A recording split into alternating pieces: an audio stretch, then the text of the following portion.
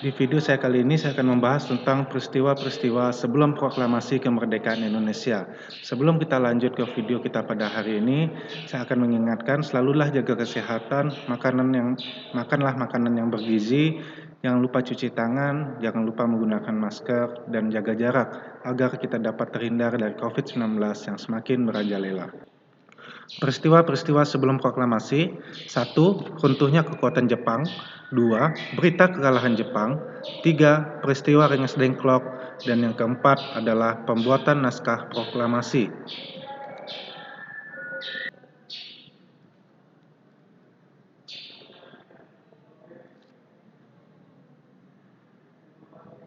Satu, runtuhnya kekuatan Jepang. Pada bulan Agustus 1945, Indonesia masih menjadi negara jajahan Jepang.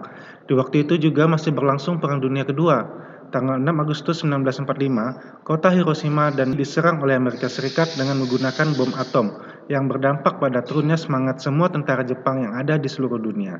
Keesokan harinya, Badan Penyelidik Usaha-Usaha Persiapan Kemerdekaan Indonesia atau BPUPKI merubah namanya menjadi Panitia Persiapan Kemerdekaan Indonesia atau PPKI yang diketuai oleh Insinyur Soekarno untuk segera mempersiapkan segala yang dibutuhkan untuk Indonesia merdeka.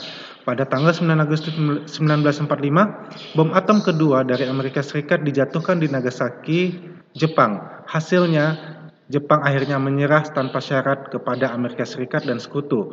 Momen ini dimanfaatkan dengan baik untuk segera memproklamasikan kemerdekaan Indonesia. 2. Berita kekalahan Jepang. Sebagai pimpinan PPKI, Soekarno dan Hatta bersama dengan Regimen Widyo-Diningrat, mantan Ketua BPUPKI, terbang ke Dalat, Saigon, Vietnam pada tanggal 12 Agustus 1945. Mereka bertemu dengan Jenderal Terauchi, Panglima Angkatan Perang Jepang untuk Asia Tenggara. Dalam pertemuan itu, mereka membahas mengenai kekuatan Jepang yang semakin melemah dan Indonesia yang ingin merdeka. Namun, konteksnya pada saat itu, Jepang memberikan Indonesia kemerdekaan sebagai sebuah hadiah. Sementara itu, pada tanggal 14 Agustus 1945 di Indonesia, Sultan Syahrir melalui radio mendapatkan kabar bahwa Jepang telah menyerah pada sekutu. Di saat itulah rakyat Indonesia bersiap untuk memproklamasikan kemerdekaan dan menolak bahwa kemerdekaan itu adalah hadiah dari Jepang. 3. Peristiwa Rengas Dengklok. Bung Karno dan Bung Hatta diasingkan di daerah Rengas Dengklok, Karawang, Jawa Barat oleh para pemuda. Mereka diasingkan ke sana karena meminta golongan muda ini untuk bersabar dalam memproklamasikan kemerdekaan Indonesia. Namun akhirnya datanglah Ahmad Subarjo ke Rengas Dengklok untuk berunding dengan para pemuda. Ia meminta Soekarno dan Hatta dilepaskan dengan jaminan nyawa bahwa proklamasi kemerdekaan akan diumumkan pada tanggal 17 Agustus 1945 selambat-lambatnya pukul 12 waktu Indonesia bagian Barat. 4. Pembuatan naskah proklamasi. Rombongan dari Rengas Dengklok akhirnya kembali ke Jakarta tengah malam. Setelah beristirahat sejenak, atas usulan Ahmad Subarjo, Soekarno dan Hatta pergi ke rumah Laksamana Maeda untuk bertemu Mayor Jenderal Nishimura, menanyakan sikapnya terhadap proklamasi kemerdekaan.